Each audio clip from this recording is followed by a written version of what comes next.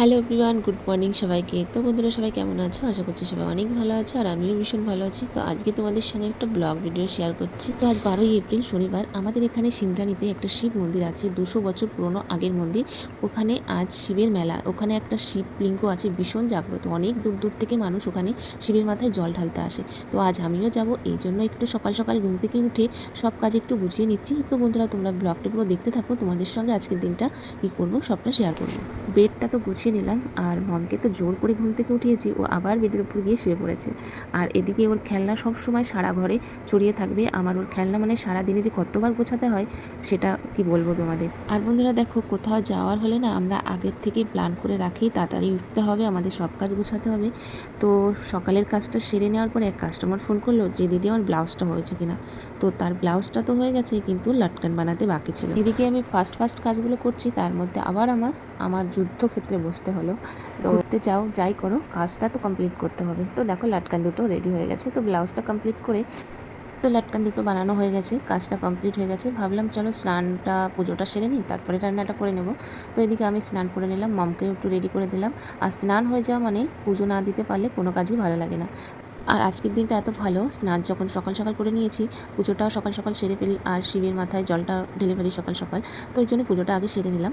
তারপরে দেখো রান্নার কাজে গেলাম, মানে রান্নাটা কমপ্লিট হয়ে গেছে। রান্নার সেটুকু তোমাদের ক্লিপ দেখাইনি। যাই হোক, আজকে শনিবার যেহেতু পুজোর দিন, তো সব রকম 4-5 রকম ভাজি করেছিলাম আর ডাল রান্না করেছিলাম। তো আমার বরের থালাটা এইভাবেই সাজিয়ে আমার বরকে দিয়েছিলাম। তো বলছিল আজকে কী ব্যাপার, এত সুন্দর সাজিয়ে আমাকে খেতে দিলে। তো বললাম চলো আজকে একটা ভিডিও করছি, এই জন্য তোমাকে এইভাবে একটু সাজিয়ে দিলাম।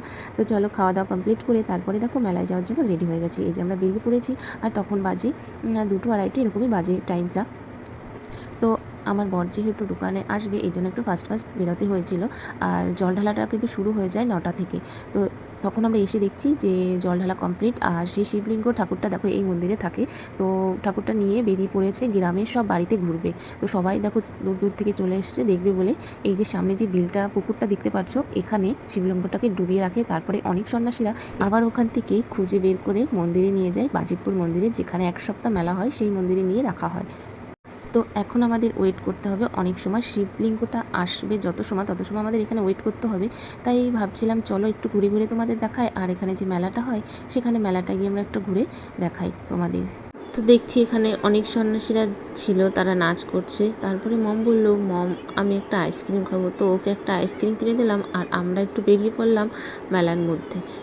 এখানে দেখলাম কিছু কাঁচা ফুল আছে, তো আমার এই ফুলটা পছন্দ হলো। তো ভাবলাম চলো নিয়ে যাই, একটু ভিডিও করতে পারবো। তো এখান থেকে কিছু ফুল নিয়ে নিলাম আমি। তো তারপরে এখানে যে বিলটা ছিল, তো আমরা খুব কাছ থেকে দেখবো বলে, আর এই দিকটা একটু ছাওয়া ছিল, তো আমরা চলে আসলাম বেলের পাড়ে। তারপরে আমার বর বলছিল যে চলো ওই পাড়ের ওখানে আমরা ওখানে যাই, ওখান থেকেই শিবটা নামানো হবে। তো আমরা এখানে এসে কিছুটা সময় ভিডিও করলাম, একটু ফটো তুললাম। তারপরে দেখো কিছুক্ষণের মধ্যেই দেখছি শিবলিঙ্গটা নিয়ে চলে এসেছে। তখন আমার ক্যামেরাটা অন ছিল না, আমি ভিডিও করছিলাম, আর আমার বরের ক্যামেরাটা অন ছিল। ও একটু ভিডিও করছিল, আর আমি কাছে যাওয়ার চেষ্টা করছিলাম যে একটু টাচ করবো, একটু নমস্কার করব। তো ওরা যেইভাবে নামাচ্ছিল, আমার তো ভীষণ ভয় লাগছিল যে আমি ওখানে গেলে আমাকে ঠেলে না জলের মধ্যে চলে যেতে হয়। তো এই কারণে আমি আর যেতে পারিনি, শিবলিঙ্গটাকে দেখাতেও পারলাম না। যাই হোক, আমি তোমাদের একটু ফটো ভিডিওর মধ্যে দিয়ে দিচ্ছি। তো বন্ধুরা, ভিডিওটি কেমন লাগলো অবশ্যই কমেন্ট করে জানিও, আর যারা ভিডিওটা দেখলে তো অবশ্যই কমেন্ট বক্সে মহাদেব বলে দিও। চলো বন্ধুরা, সবাই অনেক ভালো থেকো, আর মহাদেব সবার মঙ্গল করুক এই কামনাই করবো। তো চলো বন্ধুরা, সবাই ভালো থেকো, সুস্থ থেকো, আবার দেখা হবে নেক্সট কোনো ভিডিওর সঙ্গে।